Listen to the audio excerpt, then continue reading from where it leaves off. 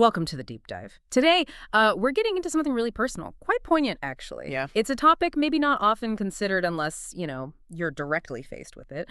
Our source is a Reddit thread from RFTM men titled, "Any Other Guys Feel Girl Puberty Was Traumatic." Right. It's a space where binary FTM men share some, well, incredibly raw experiences. And our goal today is really to unpack these accounts. We want to understand the common threads of trauma there and shed some light on what natal puberty, assigned at birth puberty, can actually feel like for someone who identifies as male. It's a really powerful look at body dysphoria.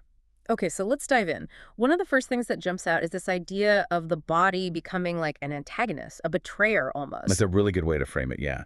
This theme of betrayal comes up again and again. You hear about this sort of primal hope, maybe even a delusion for some, that they'd just stay flat-chested, or that somehow maybe male puberty would happen instead. And then reality hits. Exactly. Like one person put it, just boom, girl puberty hit. Suddenly their bodies felt like they were mutating into something unrecognizable. It's this feeling that your own biology is working against your sense of self. It leads to, well, deep distress, feeling disgusted even. That's intense. So building on that, the thread gets specific about which physical changes felt particularly wrong. Yeah, definitely. Chest development, for example. That was often described as feeling completely unnatural. Some people even had this thought, this worry, that it might be cancer, because it just felt so alien, so unwelcome on their body. Wow, cancer. That really shows how foreign it felt. It does. And then, of course, there are periods. The first menstruation is cited so often as a moment of just intense trauma. People used words like hell, a curse, describing it as one of the worst days of my life. And there's that disconnect you mentioned earlier, right? Between their experience and maybe how family reacted. Exactly. That contrast is really stark. Parents or other adults might see it as amazing or just normal, part of growing up. But for the individual, it was just immense sadness, dread.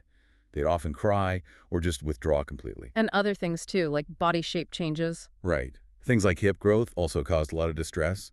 Suddenly favorite boy clothes just didn't fit anymore, reinforcing that feeling of the body changing in unwanted ways. So the physical side was clearly traumatic, but what about the psychological and social toll? That must have been huge. Oh, absolutely huge. The thread mentions panic attacks, really intense depression, even suicidal thoughts directly linked to these puberty experiences. It makes you ask, how do you even cope with that when your body feels so fundamentally wrong? Well, the coping mechanisms described are pretty heavy. Things like intense dissociation, just kind of checking out, a brain fog that could last for years, maladaptive daydreaming, basically creating whole internal worlds to escape reality, also self-neglect, and sometimes even self-mutilation.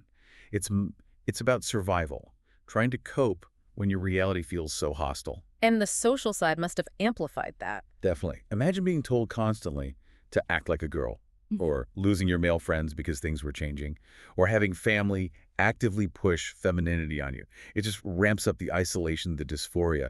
Someone described it as a horror so grotesque it would put Cronenberg to shame. That gives you a sense of the intensity. It really does. But amidst all this trauma, there's also resilience, right? Finding a path forward. Yes, absolutely. That's another powerful thread. There's this sense of relief, like immense clarity, that came when they realized they were trans, even if it was much later in life for some. Like things finally clicking into place. Exactly. People describe it like waking up from a nightmare or seeing their own face for the first time once they started understanding their identity. And then there's the hope associated with medical transition. Looking forward to a second puberty, maybe through testosterone. It's seen as a chance to finally have a body that feels like theirs, to correct what felt like, a biological mistake. This deep dive, it just underscores how incredibly personal and agonizing natal puberty can be for trans men. It's not just discomfort, it's trauma. Yeah, a profound body-betraying trauma, as many described it. And if you think about the bigger picture, it really highlights the sheer resilience needed to get through that. It also points to why understanding gender identity earlier and maybe having access to things like puberty blockers can be so incredibly vital. It certainly makes you think. It really does. It makes you wonder what other kinds of deeply personal experiences tied up in biology and identity are still mostly invisible to the wider world.